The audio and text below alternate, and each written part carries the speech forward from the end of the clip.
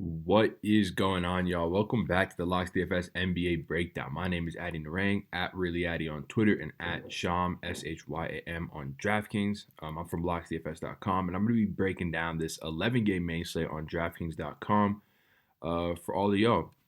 Before I get into that, if you want to follow me on Twitter, you can do so right here, at ReallyAddy. And if you want to get entered into winning a free NFL or NBA season pass with us, all you got to do is make sure to leave a like on this video, make sure to leave a comment, and then make sure you're subscribed. We pick a winner every Wednesday night for our Thursday Night Football Showdown video.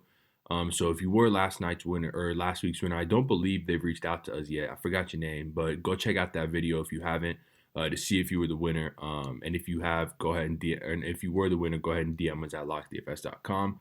And we'll set you up with a free season pass of your choice. So, with all that being said, let's jump into this slate. So, last time I did one of these videos, I asked you guys how you wanted to see these. And pretty much every comment said position by position. So, that's exactly what we're going to do.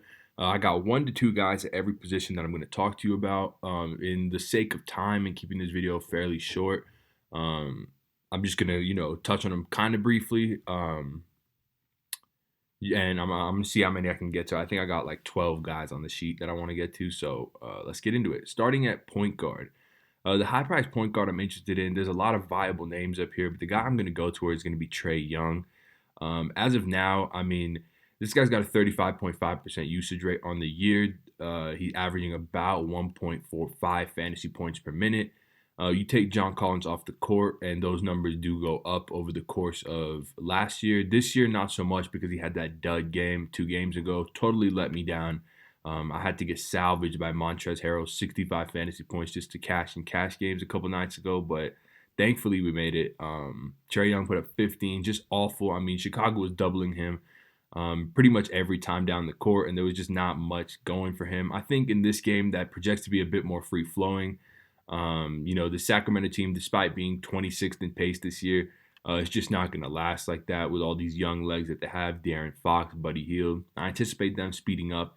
And the Hawks, who were once also 26th in pace on the year, have slowly climbed up to, I believe, 17th now. 17th, despite playing, the Spurs and the Chicago Bulls. Not the fastest of teams, but they're obviously going to start pushing the pace more now that Trae is healthy with all the young legs that they have. So I'm really interested in Trae Young in this spot. Scrolling down a little bit farther, though, I want to get a value guy in here. There's a lot of other viable point guards on this slate. A lot of mispriced guys that I'll hopefully get into, that I will get into when we get to shooting guard and small forward. But if we scroll down a bit, Raul Neto is a guy I'm going to have to talk about at 3.4K. He's currently projected as the chalkiest player on the slate, around 40% in cash games. And it just makes a lot of sense. If we go over to Popcorn Machine, and we look at the Philly versus Utah game, the game in which Ben Simmons got hurt, we see that Nato was the guy that came in for Ben Simmons after his first quarter injury. And since it was a first quarter injury, we kind of have a good idea of how that rotation will break down without Ben Simmons. I anticipate Nato getting the start here. They could do something goofy and maybe start Richardson at the 1 or something like that. But I think Nato's like the only real true point guard they have outside of Ben Simmons. So they're going to want him on the court majority of the time. He's got a 21% usage rate on the year, which is a little bit higher than I would have anticipated. But regardless, we got Nato for 30 minutes. We see his rotation right here. It's essentially what Ben Simmons' rotation was. So it's kind of just like seems like they're going to ideally just swap him in. Certainly other guys do see a slight usage rate bump. We saw Josh Richardson have a big game after Ben Simmons left. We saw Joel Embiid. He has a 38% usage rate without Ben Simmons. So definitely serviceable, or definitely those guys are in play as well. But I think for 3,400, you're going to see Nato be one of the chalkier players on the slate just for what he opens up value-wise. Moving on to shooting guard. The high-price guy I want to talk about at this position is going to be Bradley Beal. Is projecting as one of the chalkier players on the slate right now, about 5th highest owned as of 10:30 in the morning. But this is just an awesome spot for him. First off, we got to talk about this total.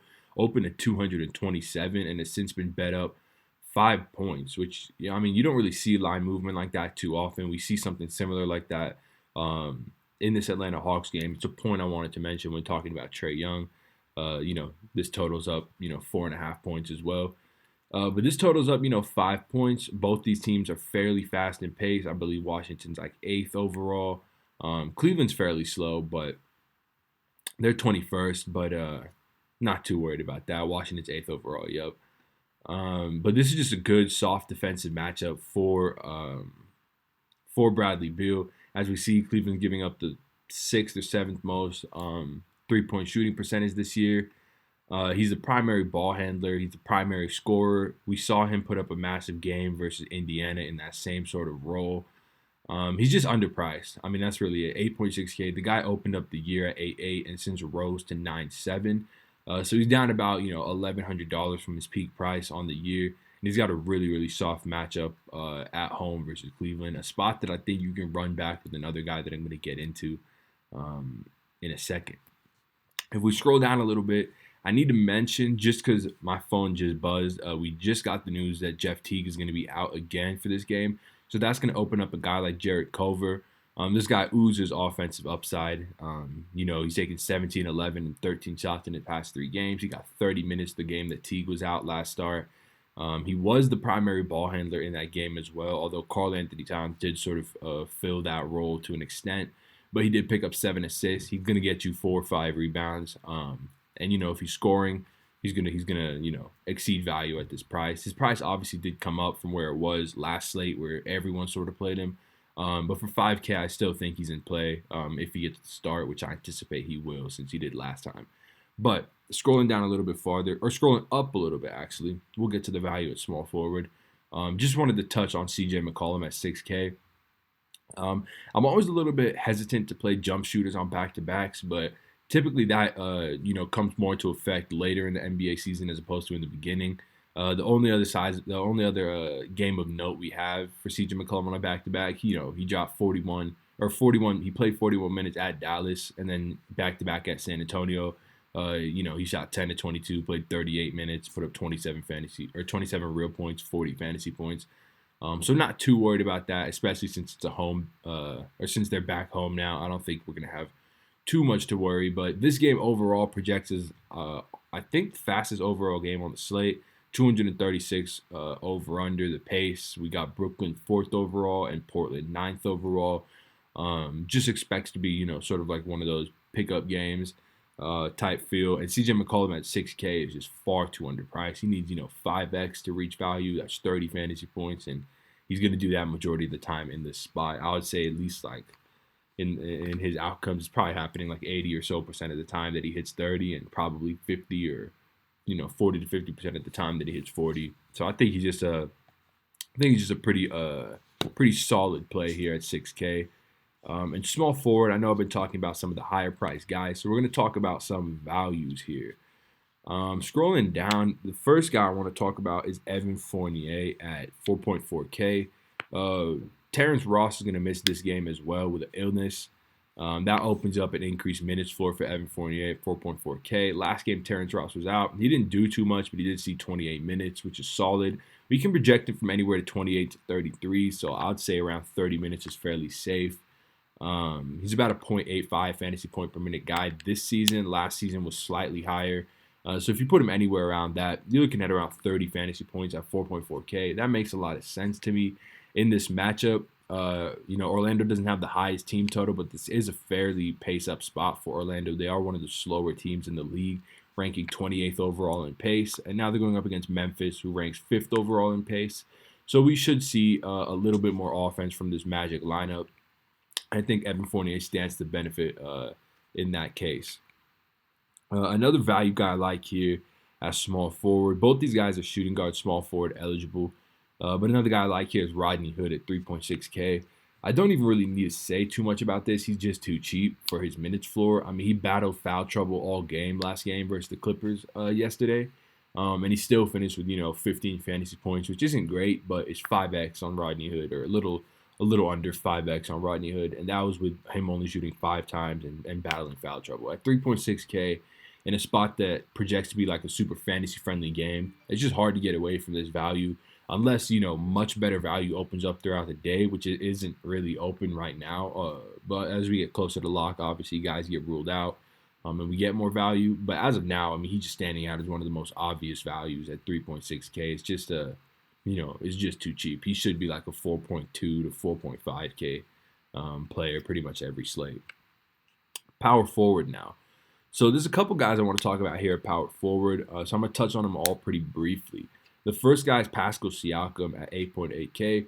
This guy boasts a 29% usage rate on the year. He's playing in a pace-up spot versus a Pelicans team that ranks 6th overall in pace. Toronto not that shabby themselves, though, at 12th. And this is just the type of game that Siakam really is going to strive in.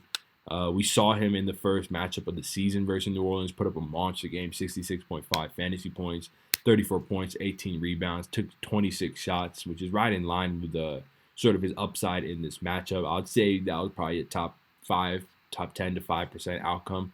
So if you're looking for something like that, I mean, it's more than possible that he has, 65, 70 point upside in the spot. I anticipate this game staying a bit closer since it is in New Orleans. And, New Orleans is healthy now. 2.5 point spread, 233.5 over under. Siakam, he's a 1.21 fantasy point per minute guy with upside for more in the spot. Definitely interested in him here. The next guy, all these three guys are priced right next to each other. The next guy is Domantas Sabonis. The two games Sabonis has played versus Detroit, we saw him put up 36 and 39 minutes. That's obviously because they need his size to match Drummond. Both those games came with Miles Turner in the lineup. So there's a chance that this guy could push 40-plus minutes in this spot. He returned last game, played 28 minutes, put up 50 fantasy points. Just goes to show you the upside this guy has. He, too, is a 1.21 fantasy point per minute player. But if you take Miles Turner off the court, that number jumps up to about 1.32, which, might just be the edge over Siakam if you're looking between these two guys. Because you're going to get around 40 minutes from Sabonis. And if he's putting up 1.3 fantasy points per game, or fantasy points per minute, that's a kind of like a 50-point floor. And this is a good spot for him versus Detroit at home. The last guy I want to talk about, his price has come up a bit, which will leave him fairly low on, but that's going to be Kevin Love. The dude's a usage rate monster over in Cleveland. And his matchup, I mean, it could not be better.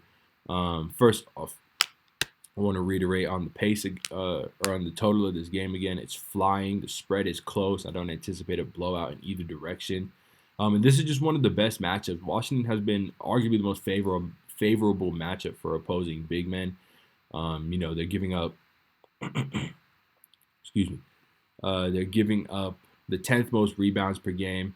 If we go over here, their defensive rebounding percentage is 4th worst in the league. Their second chance points are 5th worst in the league. Their points in the paint is 5th, where are we at? Oh, they're 15th in the league in points in the paint. That's not as relevant for Kevin Love as it is for more of the big men that don't leave the paint, but those offensive rebounding numbers, those second chance points, those are very relevant for Kevin Love because we know he gets a lot of his work on the offensive glass. Even with Tristan Thompson in the lineup, both these guys, there's enough rebounds for both these guys to go around. So I think all three of these plays are fairly interesting here at the power forward position. And I anticipate getting one of these guys in my lineup. Might not be able to afford two with the rest of the studs that I'm trying to get to, but could definitely get to one. So let's move on to center. I know I said I have 1 to 2 guys at each position. I just said 3 at power forward and actually have 4 at center. So I'm going to touch on these centers super, super fast. First guy, Karl-Anthony Towns, 10.3K. Jeff Teague, as I said, just got ruled out, and that boosts Karl-Anthony Towns' assist floor. He didn't really show it last game versus Memphis, but if you watch that game, he did have the ball in his hands a ton, with a ton of potential assists out there that sort of just didn't come to fruition. The guy's averaging about 4 assists per game. I think you can give that like an assist per game bump without Jeff Teague. So we could see him have a 5 assist floor, and obviously massive upside. Golden State giving up, I believe, the third most points in the paint overall. That plays into a guy like Karl-Anthony Towns. They're also giving up one of the higher opponent 3-point shooting percentages in the league, third worst. That plays into a guy like Karl-Anthony Towns. So definitely like him, and think he'll probably project as one of the chalkier center options on the slate. Currently the second chalkiest player on the slate behind Raul Neto. A guy below him that I like, Nikola Jokic. I mean, we just got to talk about the fact that he's 8.5K. He's a guy who last year had pretty stark home-road splits, as in like he was a lot better at home than he was on the road. Goes for a lot of the Nuggets, Jamal Murray included. But 8.5K just as cheap as I've ever seen this guy. It's a tough matchup, obviously, versus Joel Embiid, but we just saw a guy like Rudy Gobert put up a serviceable game versus Embiid. I believe he was on the banking team that won the 66. So, I mean, definitely, I mean, 8.5K, the guy opened the season 9-6 and rose to 10-3.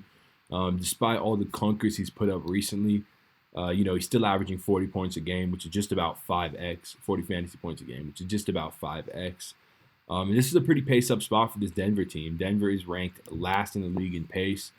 They do play a little bit faster at home, but this Philadelphia team is 7th overall in pace. So it's one of the bigger pace-up spots on the slate. It's a game I anticipate staying close. And if it does stay close, there's just no way he's not hitting value at 8.5K. He's very, very safe at this price point. It sort of mitigates the risk of how poor he's looked in the past 3 games or so. I'm not worried at all. I think he'll be absolutely fine. It's going down a little bit farther. A guy that saved me in cash last night, Hassan Whiteside, 6.5K, has a great matchup versus Portland. We've already talked about the pace of this game. This guy's got monster upside. And he can do it in minimal minutes. He's just around a 1.2 to 1.3 fantasy point per minute guy. So if he's getting anywhere from 26 to 28 minutes, he's going to, sort of hover around that 40 fantasy point range. And for 6.5K, that's just a bit too cheap. Again, he too is 1,100 down from his peak price on the year where he was 7,600. So a guy like Hassan Whiteside makes a ton of sense to me in this spot. And then scrolling down a little bit farther, the value guy I want to talk about is Dwight Powell at 4.4K. Just his minutes load is lifted, or his minutes limit is lifted. He's at 25 minutes, then 27, now 34 in his most recent matchup versus Orlando. This guy for years has been a fantasy point per minute player. Might be slightly affected by Kristaps Porzingis, but not enough not to play him at 4.4K. He too is projecting as one of the chalkier players on the slate, just because if you give him a fantasy point per minute in 30 minutes, that's 30 fantasy points, and that's over 6x right off the bat. So I think that makes a lot of sense down here. And yeah, that'll wrap it up. So with all that being said, I hope you guys enjoyed the video. I appreciate you guys always checking back in on these videos that Christian and I post. Again, if you want to follow me on Twitter, you can do so at ReallyAddy. And if you want to get in on that giveaway, make sure to leave a like on this video, leave a comment, and make sure you're subscribed, and you'll be entered into winning the free season pass of your choice. So yeah, with that all being said, hope you guys enjoyed. I'll see you for Addy's action tomorrow, and then we'll see you for the NBA videos back on Monday. Peace.